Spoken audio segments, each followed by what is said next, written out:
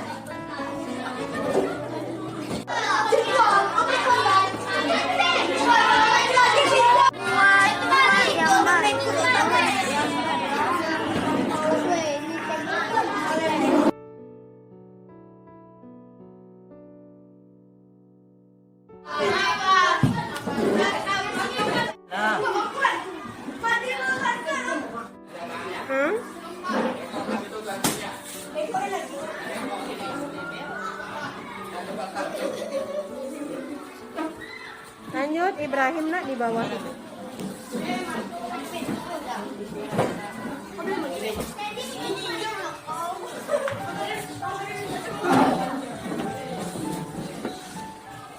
Geserkan. Woi, jambut. Ya, siapa lagi doa? Jangan lupa subscribe ya. Ya, siapa lagi doa? Sini aku mau. Ada pandar. Ngomong aja. Lagi. Parel.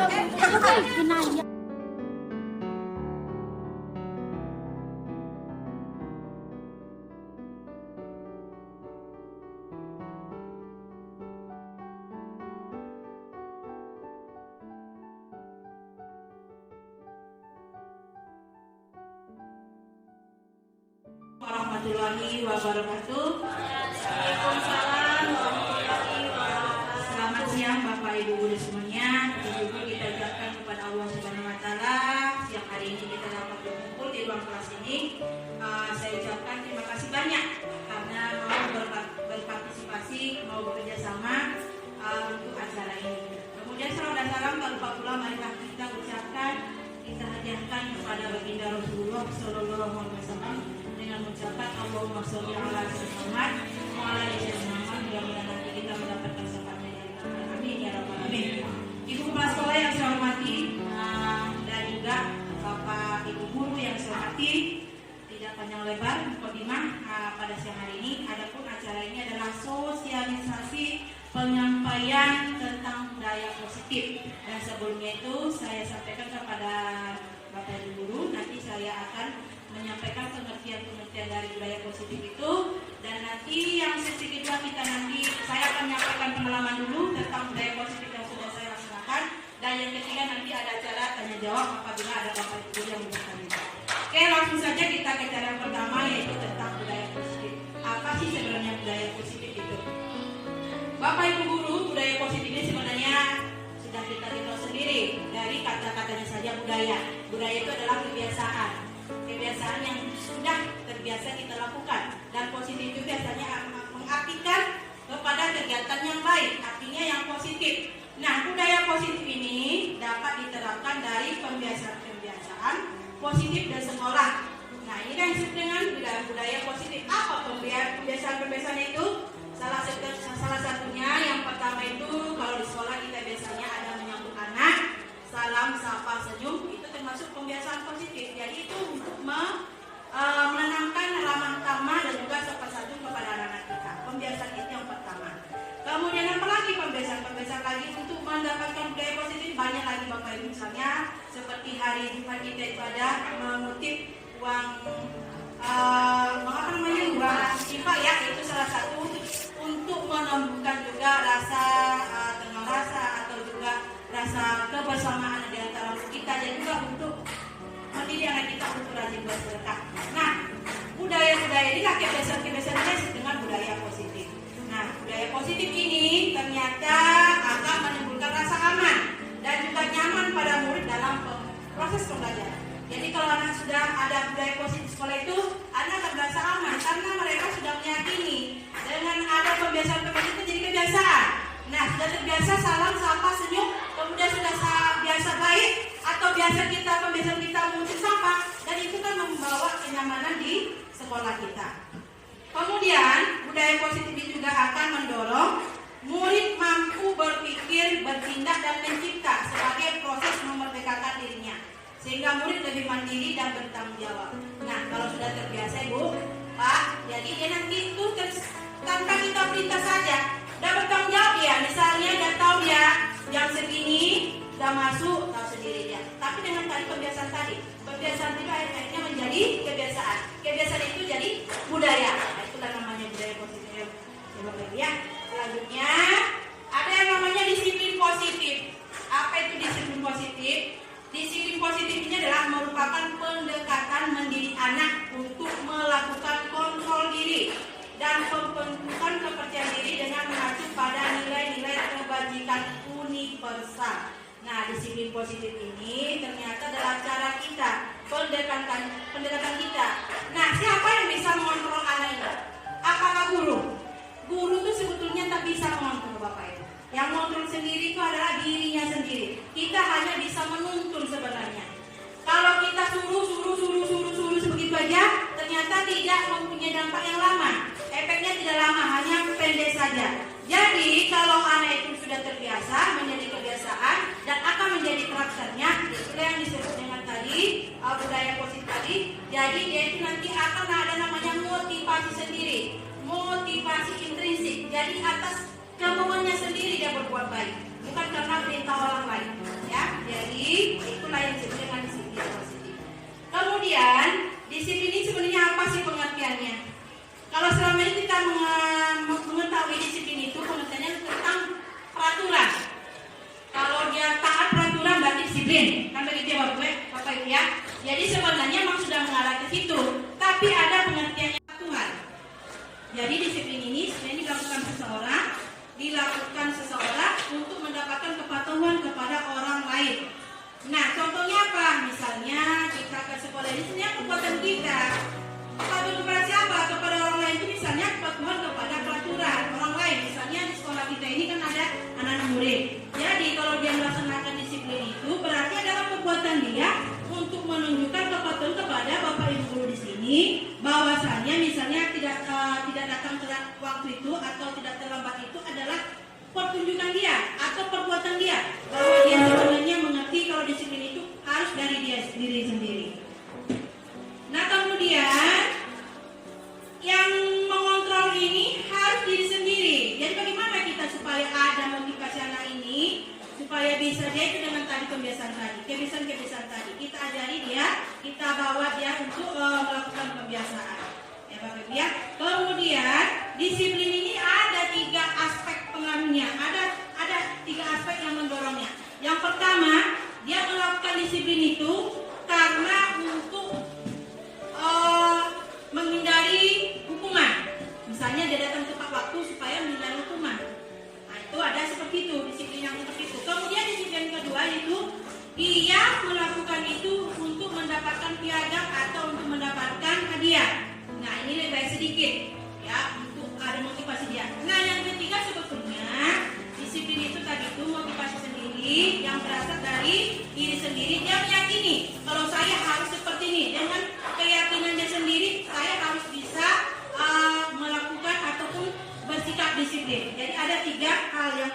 memang dia tuntut disiplin.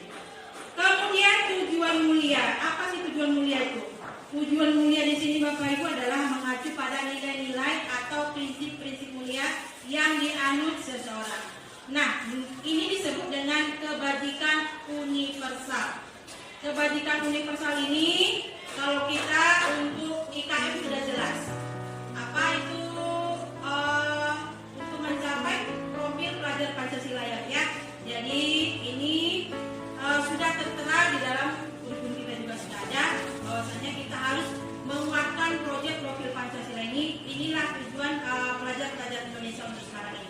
Jadi selain dari itu apakah ada lagi kebajikan-kebajikan lain? Banyak Bu. Ini contoh-contoh kebajikan. Contoh kebajikan atau nilai-nilai kebaikan yang sudah kita yakini ya. Misalnya kalau untuk profil Pancasila ini beriman dan bertakwa kepada Tuhan Yang Maha Esa dan berakhlak mulia. Kemudian mandiri, bernalar kritis, berkebinekaan global, bergotong royong dan kreatif. Nah ini jelas sudah menjadi tujuan ataupun yang harus kita capai untuk pelajar-pelajar Indonesia. Kemudian ini lagi salah satu juga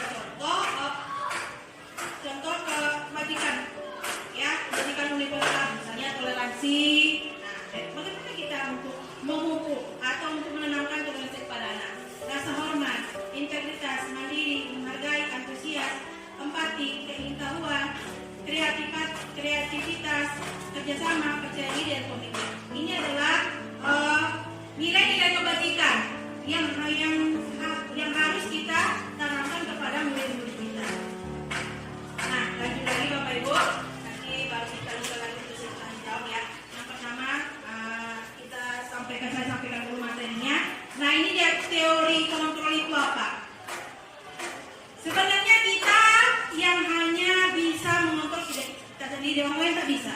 Contohnya tangan kita ini kalau kita suruh buka orang tidak bisa kalau kita nggak bisa kalau kita tidak mau membukanya. Jadi teori kontrol ini adalah setiap perbuatan itu memiliki suatu tujuan dan yang memegang kontrol atas diri seseorang itu adalah dirinya sendiri. Jadi orang lain tidak bisa. Kita kadang-kadang melihat kita bisa mengontrol murid itu hanya pada saat itu saja. Karena kalau untuk selanjutnya dia tidak bisa berbuat lagi, tidak dilakukan lagi. Berarti dia hanya bersifat sementara saja kita bisa mengontrolnya. Itu makanya karena tadi yang bisa mengontrol itu hanya diri sendiri. Kita hanya pada saat itu saja bisa kita kontrol. Selanjutnya tidak akan bisa kita lagi. Jadi ini ada filosofis, pemikir Dr. William Glasser dalam kontrol teori yang kemudian hari berkembang dan dinamakan choice theory. Nah, meluruskan beberapa miskonsepsi. Miskonsepsi ini artinya kesalahpahaman pemikiran kita. Sebenarnya apa makna kontrol ini? Kalau kita merasa kemarin itu guru mengontrol murid, sebenarnya murid ini ilusi, tidak benar. Kita tidak bisa mengontrol murid Bapak Ibu. Karena kenapa? Kita hanya bisa memerintah sementara saja. Kalau mengontrol itu tidak bisa. Kemudian juga ilusi bahwa semua penguatan positif efektif dan bermanfaat. Misalnya kita penguatan positif, kamu baik nak, kamu pintar nak, kamu apa itu hanya sementara saja. Tidak berefek panjang lama. Kemudian ilusi bahwa kritik membuat orang merasa bersalah, apalagi seperti ini. Ini ilusi ini, kritik ini maksudnya, kamu ya ribut terus. Nah, itu sudah salah satu yang membuat dampak bahwa kita tidak bisa mengontrol dia. Kemudian ilusi bahwa orang dewasa memiliki hak untuk memaksa. Ini tak bisa, orang dewasa tak bisa memaksakan anak. Jadi itulah teori kontrol tadi. Selanjutnya teori motivasi. Ini tadi untuk melakukan kegiatan disiplin atau perbuatan disiplin itu ada 3 motivasinya. Apa motivasi yang pertama tadi? Untuk menghindari ketidaknyamanan atau hukum. Dia datang tepat waktu itu hanya untuk menghindari itu, hanya untuk menghindari hukuman. Ini sebetulnya belum ada dalam diri anak tersebut. Kemudian untuk mendapatkan imbalan dan penghargaan. Ini dia saja datang tepat waktu itu hanya untuk mendapatkan imbalan dan penghargaan. Kemudian untuk menjadi orang yang mereka inginkan dan menghargai diri sendiri dengan nilai-nilai yang mereka percaya. Inilah yang paling bagus untuk motivasinya. Motivasi dari diri sendiri dan ingin menghargai dirinya sendiri dengan nilai-nilai yang mereka percaya. Artinya apa? Saya disiplin itu karena saya sendiri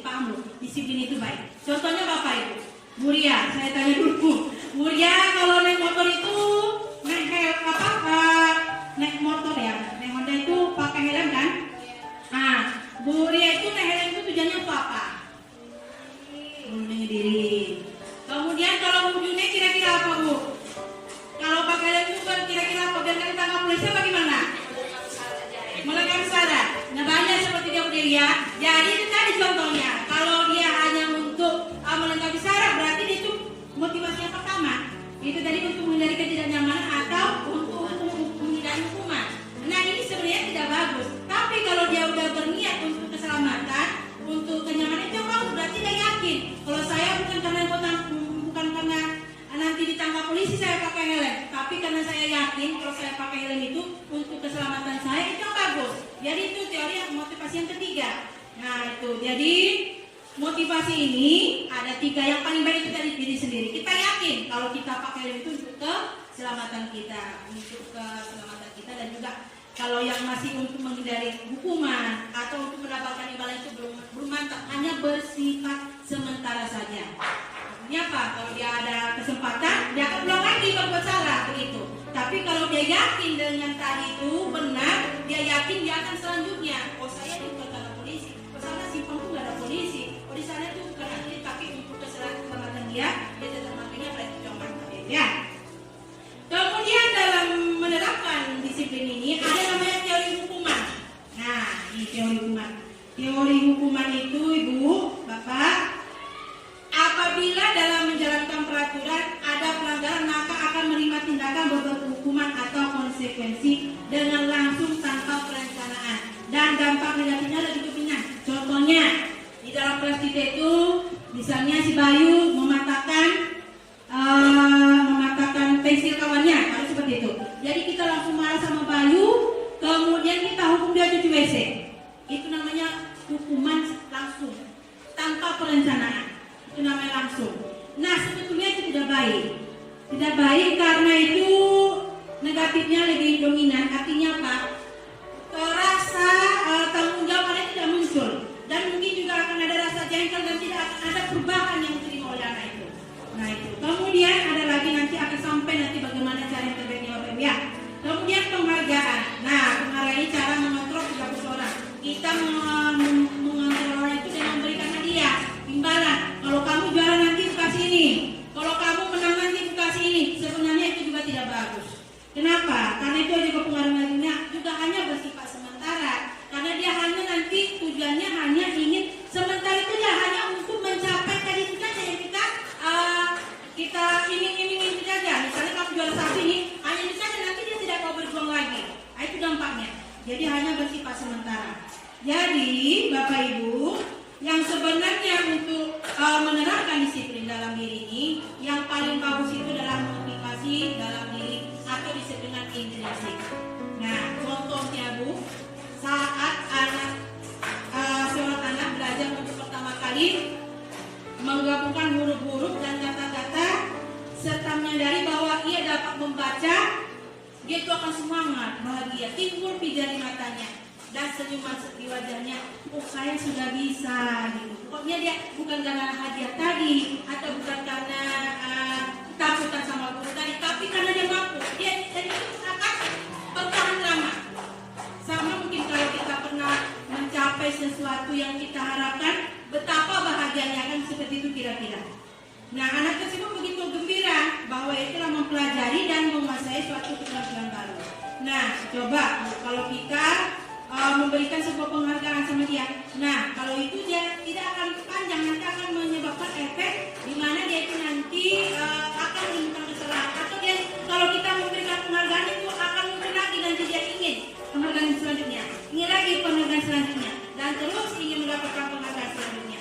Jadi tidak bersifat alamiah, tidak bersifat tajam. Jadi yang benar itu adalah diri sendiri, motivasi diri sendiri, dan dengan motivasi intrinsik. Nah, jika inilah yang terakhir, jika anak kita ada melakukan pelanggaran, jika anak kita ada yang berbuat kesalahan, ada namanya restitusi. Jadi kita jangan hukum langsung Ibu, jangan kita langsung kita hakimi langsung. Jadi ada restitusi. Apa itu restitusi? Restitusi adalah proses menciptakan kondisi bagi murid untuk memperbaiki kesalahan mereka. Jadi kita kita menciptakan kondisi untuk memperbaiki kesalahan mereka, sehingga mereka bisa kembali pada kelompok mereka dengan karakter yang lebih kuat. Ada juga pengertian yang lain. Apa itu restitusi? Proses kolaboratif, kerjasama yang mengajarkan murid, berarti kerjasama antara murid dengan guru.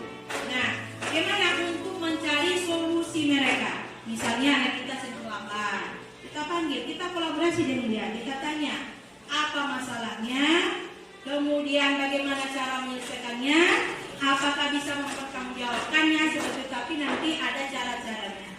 Ya, jadi jangan terlambat langsung disambar, kamu terlambat langsung cuci WC, bukan seperti itu. Jadi ada restitusi namanya. Kemudian restitusi juga membantu murid menjadi lebih memiliki tujuan, disiplin positif, dan memulihkan dirinya setelah berbuat salah. Jadi setelah berbuat salah, setelah kita berikan restitusi, nanti dia akan bertanggung jawab untuk memperbaikinya.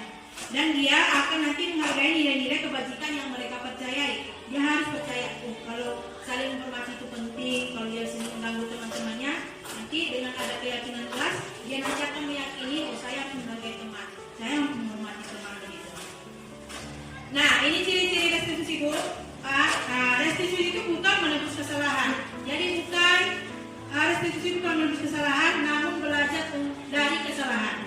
Misalnya dia terlambat, kesalahannya kita nanti identifikasi. Kamu kenapa bisa terlambat? Nanti dengan ada pertanyaan-pertanyaan kita, mulai dari namanya restitusi ini ada tiga cara Bu. Ada 3 tahap. Restitusi ini ada 3 tahap. Yang pertama nanti menstabilkan identitas, yang kedua nanti memvalidasi kesalahan, yang ketiga nanti baru menanyakan keyakinan. Ya, jadi di yang pertama ini nanti kita nanti menanyakan identitas dulu, tanya dulu. Kita kan sudah punya peraturan sekolah. Misalnya dia terlambat itu kita tanya dulu. Jam berapa kita sekolahnya? Kita menanyakan identitas. Jam 7.15 sekarang jam berapa? Ya jam 7.30 berarti terlambat ya. Kira-kira apa yang bisa Bayu perbaiki dan kalian ini? Oh saya sering terlambat bangun Bu, karena saya lama begitu ya. Berarti hari ini Bayu datang terlambat. Kira-kira seperti itu. Kira-kira untuk selanjutnya apa yang bisa Bayu perbuat? Saya akan cepat tidur Bu, supaya saya cepat bangun. Atau nanti saya akan membuat alarm, begitu. Oh begitu ya, oke. Jadi Bayu kan sudah tahu keyakinan kelas kita kan. Misalnya, apa keyakinan kelas kita? Kita harus datang tepat waktu Bu. Kita disiplin Bu. Bayu yakin dengan keyakinan itu, misalnya kita tanya Bayu, yakin Bu, misalnya seperti jawabnya. Jadi langsung kita menyampaikan, oke, Bayu, berarti Bayu sudah tahu kesalahannya, bisa nggak Bayu bertanggung jawab untuk memperbaikinya? Begitu cara kita untuk restitusi ini Bayu ya.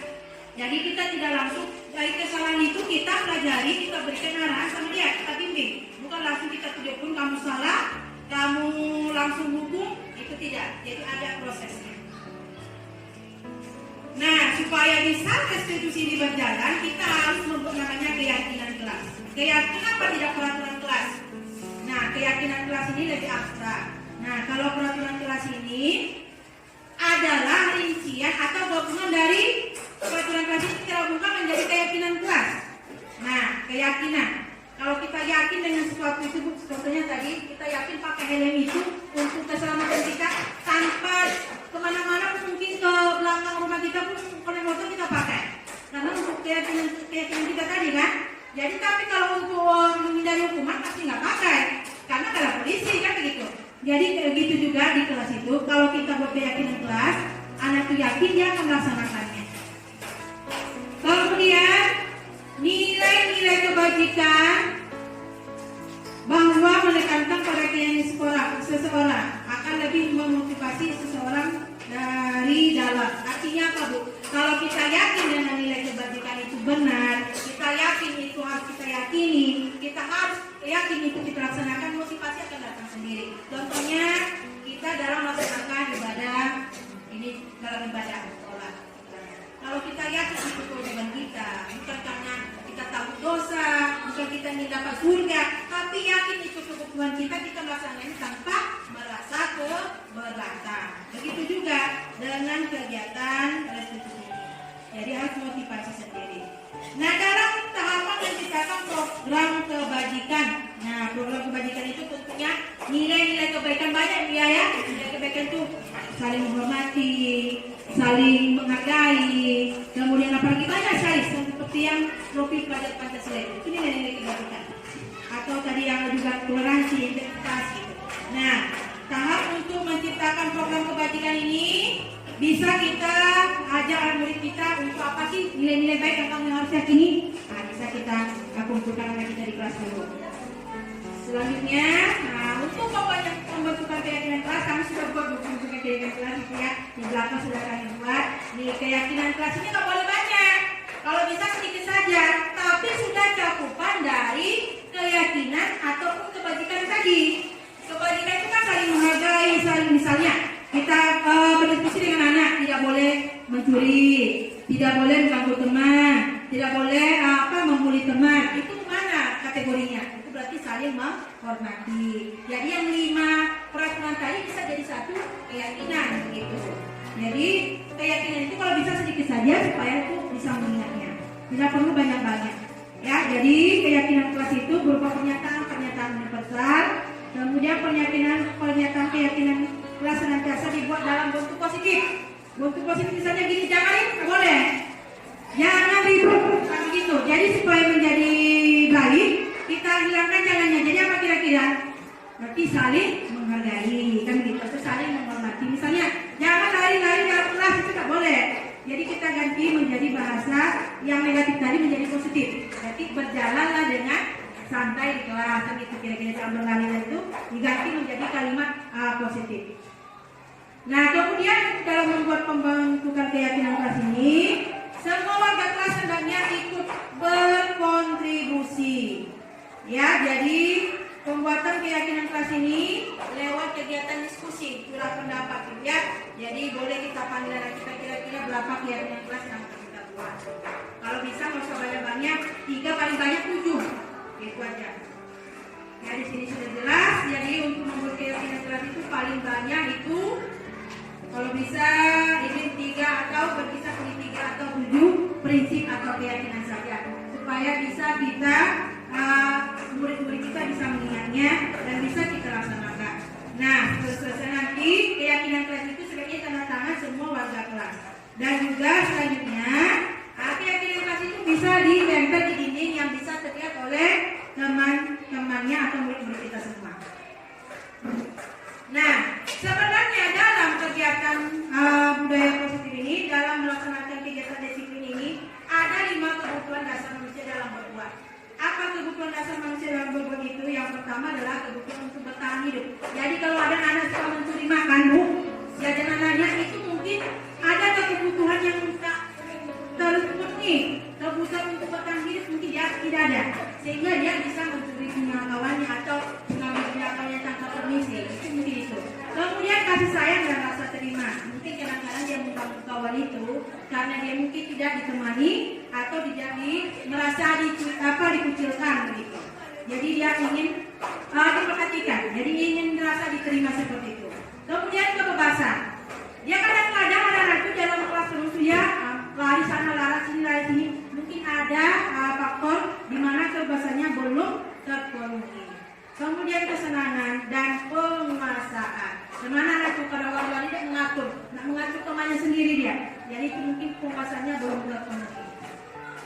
Nah, ini tadi Bu, untuk melaksanakan restitusi itu ada 5 posisi kontrol namanya. Posisi kontrol ini, inilah yang kita gunakan dalam mendisiplinkan anak kita. Nah, apa kelima posisi kontrol itu? Yang pertama penghukum. Nah, ini yang otomatis kamu terlambat cuci sampah, kamu terlambat cuci WC tanpa ada perencanaan. Nah, ini namanya posisi penghukum. Kemudian ada pembuat rasa bersalah. Nah, pembuat rasa bersalah ini sedikit lebih lembut. Dia itu akan berkata lebih lembut sedikit kepada anak-anak. Langsung apa dibilangnya? Mungkin apa kamu tidak tahu nak? Seperti itu kira-kira. Kamu harus seperti ini nak, gitu. Tapi dia menekan begitu. Kemudian teman, sebagai teman di sini posisinya sebagai teman. Kamu harus seperti ini nak. Apa kamu nggak sayang sama ibu? Masa ibu udah capek-capek ngajak kamu nggak mau ngasih? Teman. Kemudian pemantau yang menyelihat saja ditinggalnya saja pelakuan anaknya.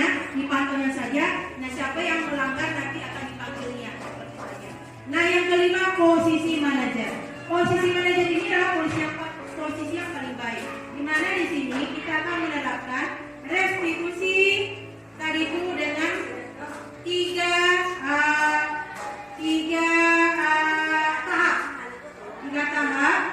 Di mana tadi tahap yang pertama itu kita akan menanyakan identitasnya, kemudian memvalidasi kesalahannya, kemudian baru nanti menanyakan keyakinannya. Jadi di 3 tahap itu nanti anak itu dia akan berusaha. Memang ada pertanyaan-pertanyaan di situ. Identitas itu yang menanyakan untuk tahu dia kalau dia itu sudah menyalahi dari keyakinan. Kemudian memvalidasi kesalahan itu, dia tahu dia kalau di situ dia salah. Dan kemudian yang ketiga itu tahap di mana anak itu nanti akan mau bertanggung jawab dengan keyakinan yang sudah diyakini. Jadi dengan posisi manajer ini, guru akan berbuat sesuatu bersama dengan murid, jadi berdua. Tidak bisa murid sendiri dan tidak bisa guru sendiri. Nah, di situ murid akan bertanggung jawab untuk mempertanggungjawabkan perilakunya dan murid akan mencari solusi dari permasalahannya sendiri. Nah, untuk materinya sampai di situ Ibu, dan saya akan lanjutkan sedikit dulu sebelum kita sesi tanya jawab ya. Ini kira-kira ini pengalaman saya. Yang ditanya itu pengalaman saya setelah belajar tentang budaya positif ini. Salah satunya di sini pengalaman seperti apakah yang pernah dialami dalam terkait penerapan konsep-konsep inti dalam budaya positif baik di lingkup kelas maupun sekolah. Nah, saya terus terang Bapak Ibu, selama ini saya juga tidak posisi manajer. Saya masih banyak penghukum. Sebenarnya itu tidak baik. Yang baiknya itu kita harus sebenarnya tadi pada posisi manajer itu supaya mau berubah berdasarkan keinginannya. Kalau kita hanya itu kan diulangi lagi. Kita bisa lihat kalau terlambat hukum kan diulang lagi. Ya, tapi kalau kita cari tadi jalan keluarnya, itu insya Allah dia akan bertanggung jawab untuk memperbaikinya. Yaitu kalau yang pertama, saya selama ini masih banyak saya melakukan restitusi, tapi posisinya masih posisi penghukum. Ya, belum pada posisi manajer. Saya banyak. Jadi dengan mendapatkan ilmu ini, ternyata yang bau seperti ini. Jadi untuk menerapkan budaya positif ini, kita menerapkan restitusi baiknya pada posisi manajer. Cara-caranya.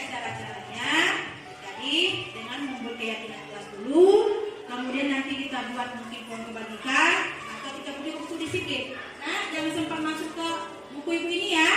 Buku disiplin nanti nampak orang tuanya sini malu kan gitu. Jadi nanti ada buku disiplin kawannya. Kemudian bagaimana perasaan Anda ketika mengalami hal-hal yang tersebut? Ya, kalau untuk mengimplementasikan posisi guru sebagai manajer dan mendapat segitiga seperti itu sudah saya coba karena itu juga sebagian dari program kemarin. Itu Bapak Ibu memang senang kita. Anak itu juga merasa terbuka dia dan dia tidak merasa jengkel dia. Dia senang dia. Jadi semangat dia untuk memperbaikinya. Jadi kita pun dulu jadi semangat untuk mengadakan restitusi itu. Nah, apalagi kira-kira? Nah ini, sebelum mempelajari guru ini ketika berintegrasi dengan murid, berdasarkan 5 posisi kontrol. Posisi manakah yang paling sering Anda pakai dan bagaimana pesan Anda saat itu? Setelah mempelajari guru ini, posisi apakah yang Anda pakai dan bagaimana pesan Anda sekarang? Ini Bu, saya terus aja dulu. Saya posisi kontrol saya gunakan dulu di sini untuk teman, pemantau dan bahkan penghukum sebetulnya. Karena kenapa? Saya spontan aja. Kalau yang lain itu harus ada perencanaan. Kalau punya itu spontan. Berbuat kesalahan langsung dihukum. Berbuat kesalahan langsung dihukum. Sebetulnya tidak baik, ya. Nah, setelah mempelajari modul ini, jadi saya akan berusaha menyelesaikan pelanggaran yang dilakukan murid dengan menerapkan segitiga restitusi pada posisi manajer. Bagaimana perasaannya? Rasanya saya senang kalau kita bisa menerapkan itu. Jadi anak-anak pun bisa menemukan motivasi. Motivasinya apa? Intrinsik. Jadi saya harus bertanggung jawab ya, harus dari saya, bukan karena saya dulu begitu. Nah, perbedaannya bagaimana? Murid juga senang kalau kita bersikap kalau kita kasar kan anak murid juga mau. Kalau kita marah-marah bukan tidak mau. Jadi tapi kalau kita dengan bimbingan tadi, dengan arahan tadi, anak-anak juga akan merasakan. Merasa juga bertanggung jawab yang untuk memperbaikinya. Nah, sebelum mempelajari modul ini diskusi ketika menghadapi masalah murid Anda, jika lihat mana yang Anda praktekkan. Jadi saya di sini Bu sudah menerapkan segitiga dan diskusi, tapi belum lengkap. Saya hanya baru menstabilkan identitas saja dan memvalidasi tindakan saja, tapi tidak menanyakan keyakinan karena saya baru kelas juga kan. Jadi itu kamu tahu ini salah kan begitu, itu berarti menanyakan identitas. Kemudian itu tahu salah lah, aku salahnya tahu begitu. Jadi itulah kira-kira yang sudah saya laksanakan untuk kegiatan budaya positif ini. Jadi ini selain konsep di atas, apa kira-kira penting kita laksanakan untuk menciptakan proses budaya positif sekolah. Jadi ini Bapak Ibu, untuk menciptakan budaya positif sekolah ini harus kolaborasi semua warga sekolah. Jadi kita semua harus misalnya bermusyawarah, merapatkan apa kira-kira budaya sekolah kita terkait di kelas dan budaya sekolah supaya bisa sama-sama tahu. Nah, kolaborasi kita sebenarnya kerjasama, tidak bisa beberapa orang saja. Nah, kemudian juga kolaborasi semua majelis guru dalam membuka budaya positif. Jadi kita semuanya harus, jangan ada yang tidak peduli, harus dia peduli. Kalau anak itu berbuat kesalahan, kita harus memberikan bimbingan, kita harus memberikan arahan begitu. Ya, kemudian juga kita akan mengubah pola pikir anak guru bahwa untuk menegakkan disiplin itu bukan hanya dengan memberikan hukuman, tetap ada konsekuensi. Dalam budaya segitiga restitusi, contohnya kemarin itu, misalnya siapa Bayu dengan Hafiz ya, yang melakukan kesalahan itu dengan memecahkan kaca, ya kan, dengan melempar-lempar kan, tetap ada pertanggungjawabannya.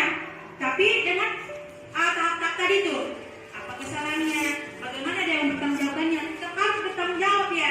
Tapi dengan ada cara tadi, bukan berarti kita sudah segitiga restitusi tidak ada anak sudah melaksanakan hukuman, mau kemana semua tanggung jawab. Jadi harus tanggung jawab. Misalnya tidak mengerjakan PR, atau ada juga tanggung jawab dia. Bagaimana tanggung jawab dia? Mungkin dia istirahat, dia melaksanakannya, kan begitu. Jadi bukan berarti dia senang-senang kita tanya jawab begitu aja, nggak ada dia perilaku untuk memperbaikinya, bukan seperti itu ya. Jadi tetap paham ya. Jadi kita tetap menuntut tanggung jawab dia untuk memperbaiki kesalahan itu tadi, tapi dengan proses tindakan tahap tadi. Oke, mungkin itu saja Ibu materinya.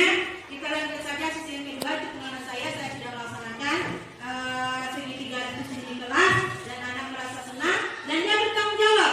Kalau dia misalnya tidak mengerjakan PR, ada tanggung jawabnya. Ada sebenarnya keyakinan ataupun semuanya. Itu tadi penyampaian materi kita tentang budaya positif. Jadi sekarang kita sesi selanjutnya itu tanya jawab atau berdiskusi untuk permasalahan-permasalahan yang pernah kita alami atau sedang kita alami. Di sini kita akan bahas bersama untuk menemukan solusinya. Untuk pertanyaan silakan. Oke, silakan Ibu. Boleh. Boleh dulu juga tapi pakai gelas kadang-kadang. Assalamualaikum Bapak Ibu. Yang ingin saya tanyakan tadi yang disampaikan sama Ibu Made hanya satu. Kan seperti menghukum. Saya pribadi Bu memang sering menghukum anak. Kalau anak tak mau mengerjakan yang saya hukum, lebih parah saya hukum lagi. Jadi kalau menurut Bapak Ibu itu bagaimana solusi yang terbaiknya? Karena kalau anak itu nggak mau dikerasin, kalau nggak mau dihukum, dia makin melonjak, nggak ada kita dihargainya lagi.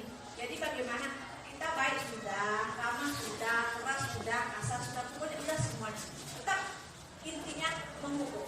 Menghukum lembut tak didengar, menghukum kasar lebih melawan. Jadi bagaimana solusinya? Itu aja Bapak Ibu pertanyaan saya. Lebih kurang mohon maaf. Assalamualaikum warahmatullahi wabarakatuh. Waalaikumsalam warahmatullahi wabarakatuh. Terima kasih kepada Ibu Dewi yang sudah menyampaikan pertanyaannya tadi. Ini masalah kegiatan kelas kita di mana mungkin selama ini metode yang disampaikan oleh Ibu Dewi sudah rasanya sudah lengkap, mulai dari bersikap lembut, bersikap baik, kemudian juga sudah tegas begitu. Namun anak itu melonjak kata itu. Jadi bagaimana sebenarnya? Nah itu tadi Bapak Ibu, kenapa bisa seperti ini? Karena motivasinya nggak intrinsik, motivasinya nggak dari diri sendiri.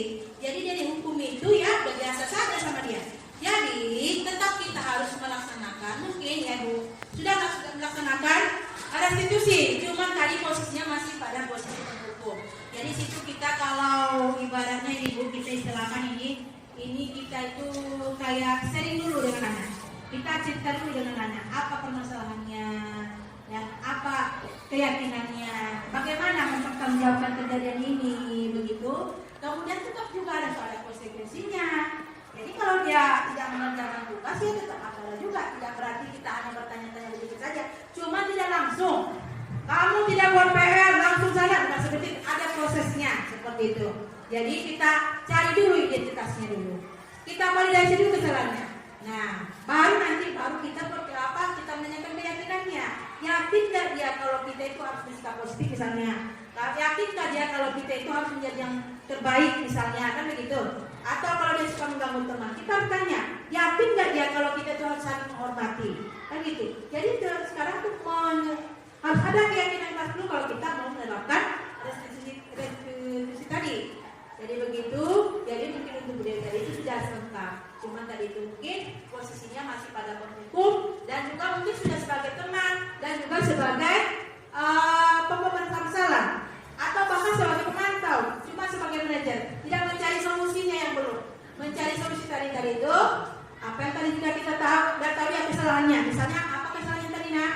Saya tidak buat PR. Oke, jadi kira-kira kesalahan dari kesalahan tidak membuat PR itu kira-kira apa yang bisa dipertanggungjawabkan? Apa kira-kira sesuatu yang bisa diperbuat supaya nanti Andika tidak membuat PR lagi? Misalnya itu. Apa yang supaya nanti Andika akan sama dengan kelompoknya yang lain? Ada restitusi itu kan mengembalikan kepada kelompoknya lagi. Artinya dia tadi kalau terhukum kan di luar kelompok. Supaya kembali dengan kelompok lagi dengan karakter yang lebih baik. Bagaimana kira-kira Andika? Itu namanya proses menanyakan keyakinan tadi. Yakin nggak ya Andika kalau kita itu misalnya harus bersikap positif? Nah, ada prosesnya begitu ya. Kira-kira seperti itu Dewi. Jadi karena nanti seiring waktu juga bisa kita laksanakan. Jangan sampai kita pada proses penghukum terus. Kalau penghukum itu spontan tanpa ada perencanaan. Berbuat kesalahan langsung hukum begitu tidak. Jadi harus ada juga validasi dulu. Kita tanya identitas dulu. Apa yang kamu lakukan itu? Kira-kira seperti itu. Salah nggak itu kira-kira nak kan gitu. Nah, bagaimana cara kamu bertanggungjawabkan itu kan gitu. Kalau kita sudah tanya bagaimana dia bertanggungjawabkan itu, misalnya kalau dia mengoyak buku kawan, itu harus mengganti kan itu kalau bertanggungjawabkan kan gitu.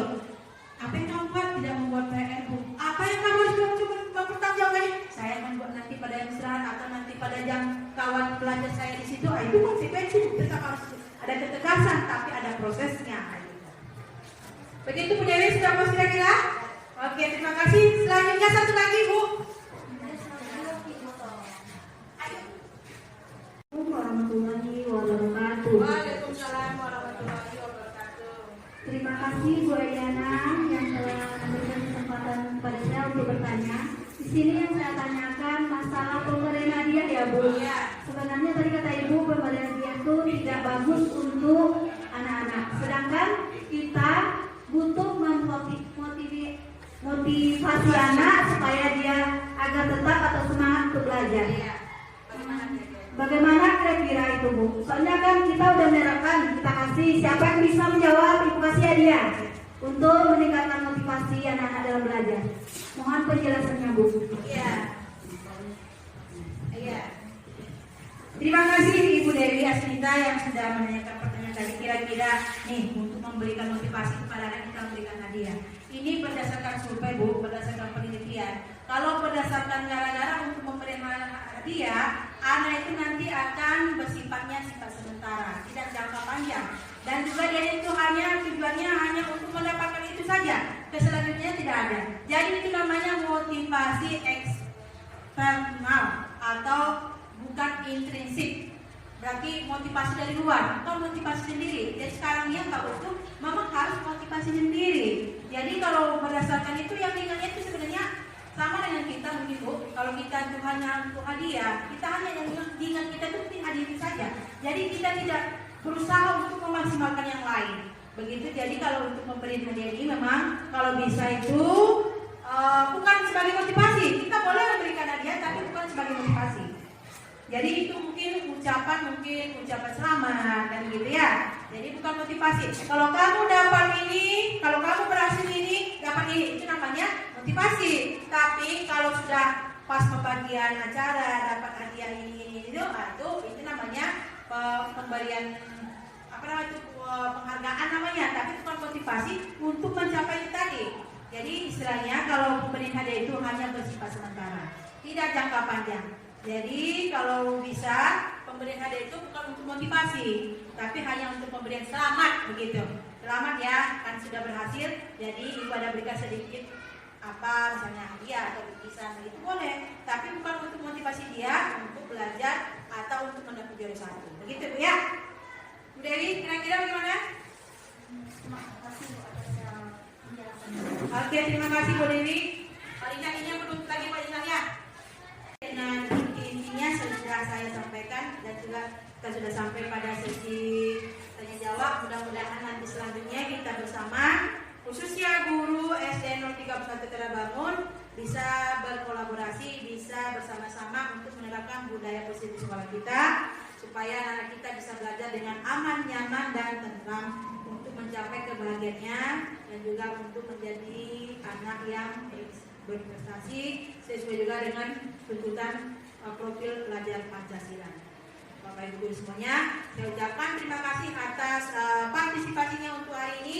Mudah-mudahan kita semuanya sukses dan juga kita mendapatkan kesempatan-kesempatan lagi untuk berbagi ataupun untuk menyampaikan pengalaman-pengalaman kita. Sebenarnya banyak yang mau kita pecahkan bersama. Misalnya ada kesalahan, ada keluhan di kelas kita, atau ada sebenarnya itu ada waktunya kita harus menyampaikan kepada teman atau rekan sejawat kita. Jangan kita pendam bersama, jangan ditanyakan berdua saja. Mungkin Bu Nisa tanya sama Bu Nisa saja, ini jawabannya. Tanya sama Bu Dewi nanti lain jawabannya. Tanya sama Pak Ria nanti beda lagi jawabannya. Jadi nanti dengan kesalahan dengan permasalahan satu dengan beberapa pertanyaan itu lebih banyak solusinya sebetulnya. Jadi itu makanya baiknya kita berkolaborasi, kita bersama-sama untuk memecahkan masalah. Sekian saja. Wabillahi taufiq wal hidayah. Assalamualaikum warahmatullahi wabarakatuh. Waalaikumsalam warahmatullahi wabarakatuh. Assalamualaikum warahmatullahi wabarakatuh. Perkenalkan, nama saya Ria Yuliana, rekan sejawat dari Ibu Eliana Pane. Saya memberikan apresiasi kepada Ibu Eliana terkait dengan kegiatan berbagi ilmu tentang budaya positif dan penerapan yang telah dilakukan di kelas Ibu Eliana. Membuat pohon kebajikan dengan nilai-nilai universal dan membuat keyakinan kelas dan buku disiplin. Sukses buat guru-guru SDN 31 khususnya Ibu Eliana. Semangat Ibu. Terima kasih. Assalamualaikum warahmatullahi wabarakatuh.